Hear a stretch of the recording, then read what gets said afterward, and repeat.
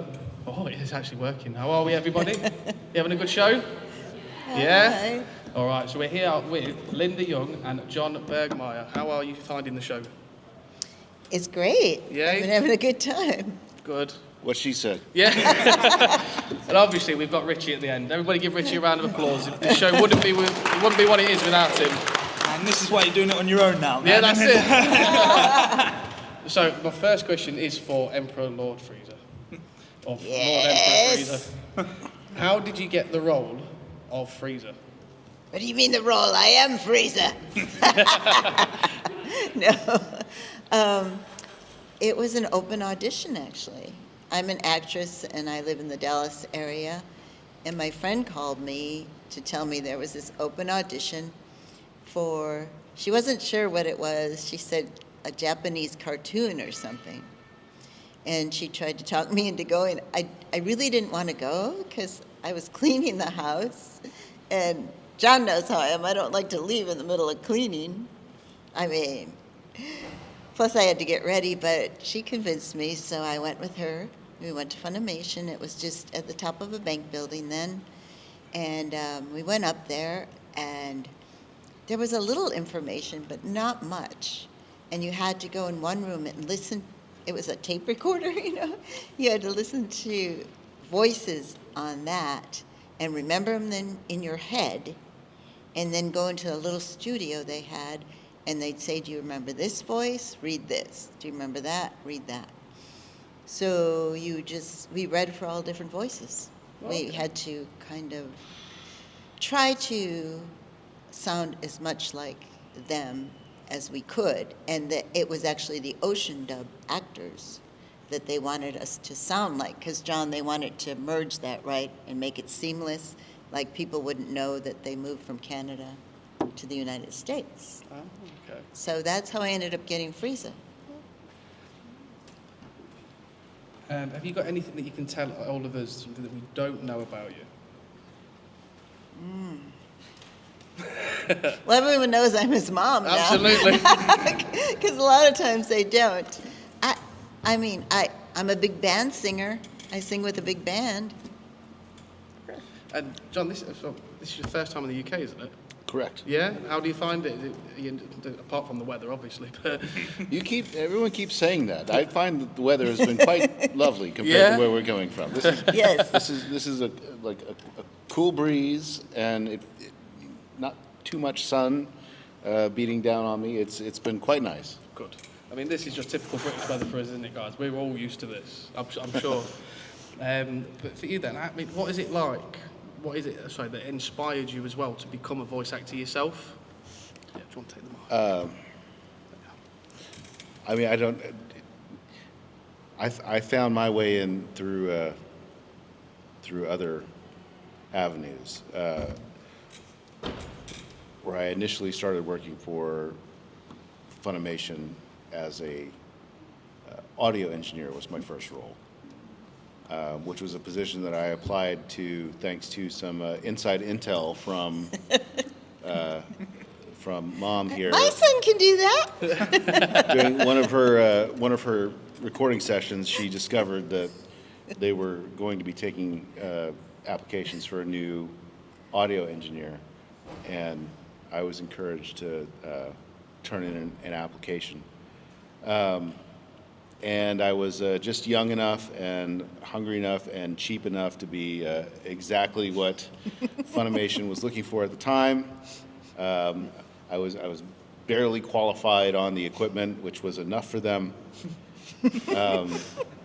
So I found my way in, and we were expected at that time to, wear many hats because, I mean, the production department was 4 people. Right. So. In addition to running the audio sessions during the day, I went to school for writing was my emphasis for my degree. So my boss was aware of that, and he said, well, why don't you start punching up the scripts as well? You have an English degree. Okay. So during the day I would run the recording sessions, and then in the evenings I would work on the scripts, And during some of those sessions, if little parts of, you know, extras or whatnot on the scene, man on street or what have you, needed to be voiced, then our boss, Barry, would gather people from around the office and say, you, Brian, the production assistant, I need a guy on the street. You, Carl, the accountant, get in there. You're a voice actor today. And so, you know, I would take my turn on some of those little things. And between all of that, and don't get me wrong, I mean, my interests were adjacent to acting over the years. So I'd like absorbed a lot, living in the house with an actor. But it all amounted to some very rapid sort of on-the-job training. And so when the time came that a more substantial role, the first one was Tien, we had just gone, there had been a big audition process for the role of Trunks in Dragon Ball Z that I participated in. So they had heard me do some things there. And then I obviously did not get that in favor of Eric Vale, who was the far superior choice. But when the role of Tien opened up, both our boss Barry and Chris Sabat, who was directing at the time, agreed, hey, well, maybe John would be good on this one. So I got to jump in there and start performing. That was my first recurring role. And things just kind of took off from there. It's not a thing that I ever set out to do. It was just a thing I found myself in the room, and I was like, well, why not? We're here. Let's go for it.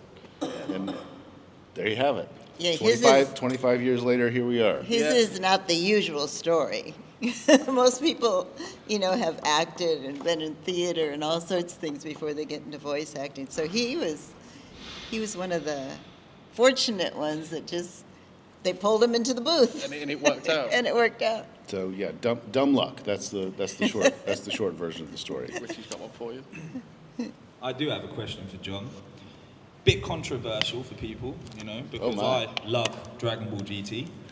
Oh. I don't care what anyone says. Right? Yeah. You can all say what you like, right? See, they don't like But please explain to everybody that the Shadow Dragon arc in Dragon Ball GT, which you voiced, Nova Shenron, is the best arc in Dragon Ball GT and one of the smartest piece of writing for a Dragon Ball arc. What he said. Thank you. No, I agree. Genius. I mean, I will say it's the best arc in Dragon Ball GT purely on the basis that it's the only one I've seen. Right. Next question. But I will agree that the whole concept of the shadow dragons and the negative energy in the dragon, that was a really smart concept. Thank you. I am amazed that it doesn't get more love. I'm amazed they don't redo it. That too. I would say they should. You know? Sort of. We'll see. Back to, yeah. I just wanted to make it clear that Dragon Ball GT is epic. I was just making that clear, that's all. I mean, I would like to take this out to anybody here as well. Have you got anything that you would like to ask whilst you're here for the opportunity with Linda and with John? Anybody, just come up, ask a question. I can see there's some people. I feel like your legs twitch. I know, yeah, he's literally this guy right here. The one in the Oxford Card Show Centre. Anyone want to come Anybody? up? Yeah. Yeah, come up. I'll bring the mic. Yeah, go for it. Take the mic to him, yeah. Got to make you work. Yeah, we need someone to run the mic. So generally, with any of the characters you've ever voiced, where do you kind of get some inspiration from? So I know, like, you know, when you have a show, again, kind of similar to your time, but Frieza is quite different. So Yes. where do you kind of get some of your inspiration from the characters? You want me to go first? Sure. A lot of times I don't realize it, but I do get inspiration from people I know or people I meet.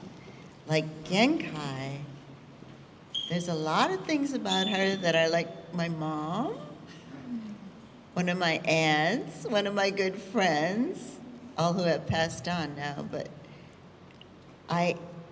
if I watch Genkai again, I realize that I am kind of almost mimicking them on certain things. So I think I end up doing that with all my characters, but don't really realize it. I mean, I don't have it as an intention, it's just in my brain, and my brain says, do the voice this way, you know. And I can take little bits from different people and use it in my characters. And also, this is something that I do and helps me so much when I'm in the booth. I picture like I am Genkai. If I'm in that booth and I'm reading Genkai, I picture myself that I am her. Same way with Frieza, any of the parts, and that helps me a lot. It just, I don't know, it just brings some inspiration being like that. You? I don't have a particular process or anything, not being a classically trained actor.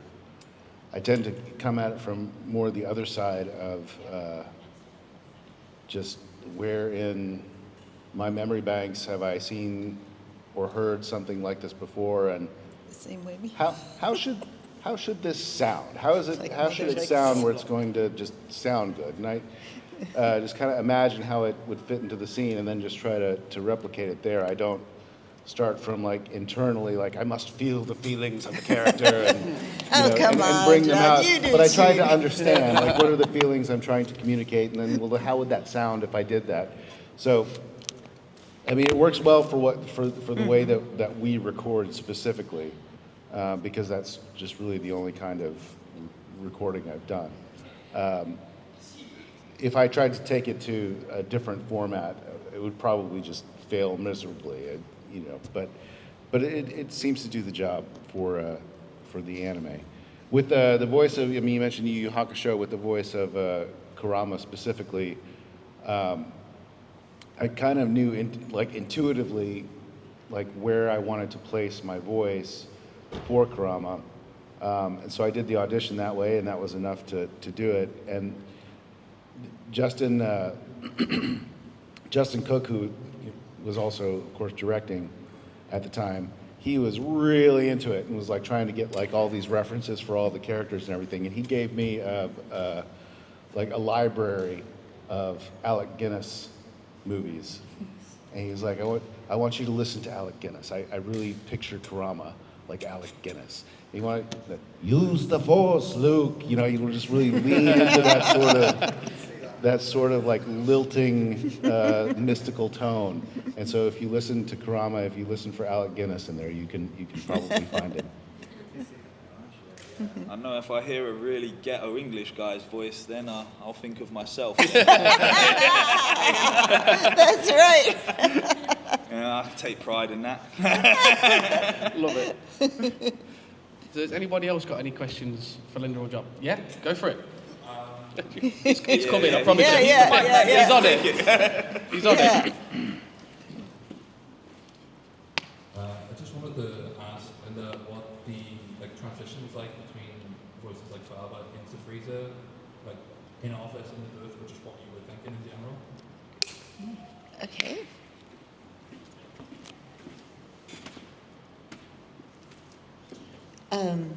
I'm a singer also, so I place my voice.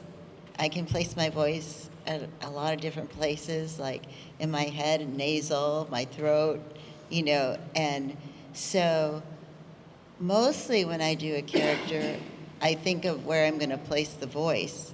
I mean, it's a process that just happens. I don't really think about it, you know, but of course Baba is much more higher up, like, ooh, yes, I'll tell your fortune. Well, Frieza's back here, and Baba's a little bit right in here. So that's kind of how I think of my transitions from voice to voice, just placing it somewhere else, and then, you know, giving it the character that goes with it. Did you want to know about John, what he does? Probably the same thing I do. We said like mother, like son. I want to hear Gregory's voice. That one is Gregory. I did Gregory back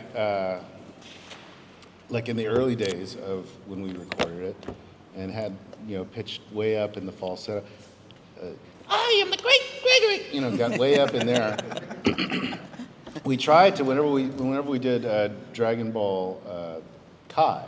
Yeah. Gregory came back and we had to sort of replicate those scenes. And I got in there and I was trying to do it, and this would have been like, I don't know, whatever it was, like a decade later at that point. And I tried to replicate the scenes, and I can still make the goofy little falsetto voice, but it turns out I can't act in it. And so we got like halfway through a session, and Chris was like, yeah, the same word. So from that moment, they put me through a pitch filter. So if you listen to Gregory in Dragon Ball Kai, and if he shows up in Dragon Ball Super, it's just this pitch filter where it sounds like it's really squeaky high, but I'm in the booth performing Gregory like, hey, I'm Gregory. They put it on, but they put it in my ears so I can hear it in the pitch, and those are the most fun sessions I've ever had in my life, because you can do so many weird fun things where you can just make it go and just do all this crazy stuff. So I would love it if they made a Gregory spinoff series. That would be a dream come true. That's actually pretty cool. Yeah. I would agree. Yeah, that sounds fun. Right. Back to you. Yeah. Back to you. Back to me. Literally, it's past the parcel, I swear. And has anybody else got any questions? I know that I knew that Beerus should have one. Not about me. It's the done job. Oh, you told me that already. A million times. I got to ask this question when Vic was here last time, because I was a bit too shy. Is there a voice line in any of the animes that you've been in that has sort of really sort of resonated or stuck with you, kind of like as a sort of every sort of mantra, kind of like from FMA when Ed says, get off your feet, you have two legs, keep on walking. That line always sort of resonates with me when times are very tough. So has there ever been any lines kind of like that that sort of kept you going? You could go first, John. I feel like that monkey's one keeps you What are you down. thinking? We've got to think for a minute here. You want to go, John? He says no. One of your own Try me. lines. I was going to say, One of your own driving. Yeah. And mine will be stupid.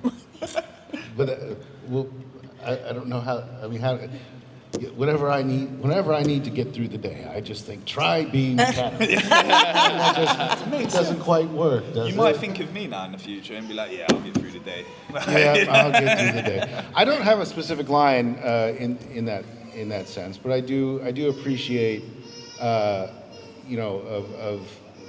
Kurama from you. I appreciate his calm demeanor in the face of struggles. He always maintains his cool and doesn't panic, doesn't rush to rash decisions. Tien, I appreciate his maximum effort attitude, where he knows he's completely outclassed in every way by all of these other characters, but he's still going to show up and he's still going to help because he can. And so he contributes in whatever way he can. And that's, I think, an admirable quality there. Man, I wish I had a single line that I could pick I don't out. have a single line either. For one thing, Genkai has so many lines, and they're inspirational, and I love her lines. I love her wisdom, and I love her sassiness. And Frieza, well. But I'll have to say something if I'm really irritated. If I say, "You stupid monkey," it does make me feel a little better. So Makes maybe me feel that. better as well. Yeah. All right. Anybody else? Kyle? Gentleman over there, go for it. Yeah.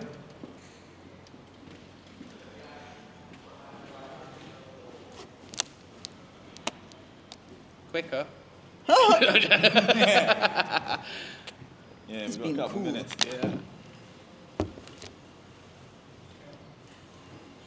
From Belinda, I was going to see you coming back as Black Frieza. What do I think about? Will you be you coming should back be as Black Oh, will you be coming back? no. No. No, you need to though. You need to. There needs to be a freezer off. You can answer the question. No. No, I'm not, because Damon Mills, who's Frieza now, oh, we're buzzing, Yeah, that would be phones. will take over that role. Now, if they would ever ask me to come back, I would.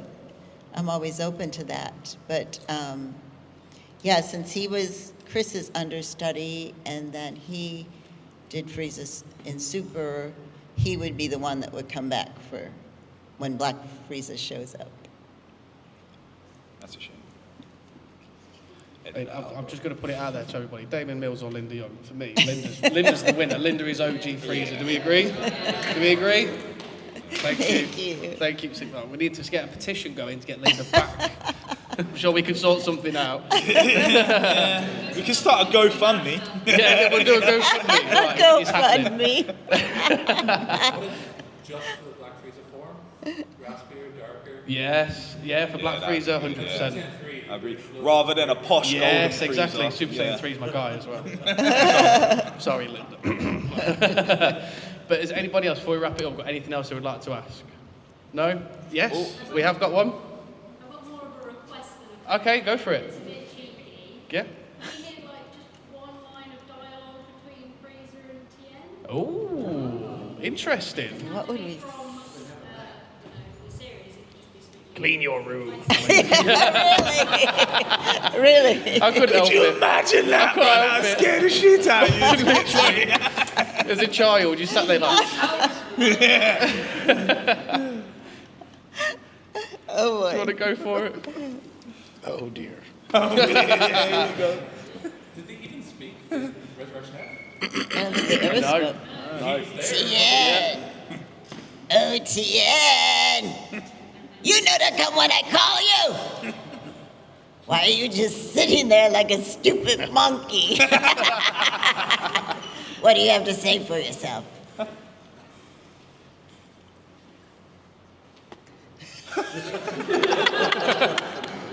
I'm terrified beyond the capacity for rational thought. I have no idea. Very funny. I told you he was a stupid monkey.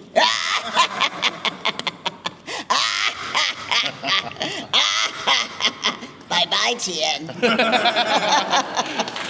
Round of applause, please, for both. All right, I think that's it for this one. Survived childhood, man. All right. Questionable that I have. Oh, we've got one more. Yeah, we've got one more. Sorry. Would you ever come back to the UK and do another one for him? Happily. Yes. There you go. You see, it's set in stone now. See in London. Yes, we might be. We might be coming there. Awesome. All right then, guys. Thank you very much. I think we've got who's coming up next then, Richard. I think it is Bill next. Bill. Yeah, Right, I'm okay. pretty sure So it's yeah, if Bill you want to next. stay seated, guys, we'll get ready for the next one. Awesome. Thank you, everyone. Thank you. Thank you. Thank you, guys. Lovely.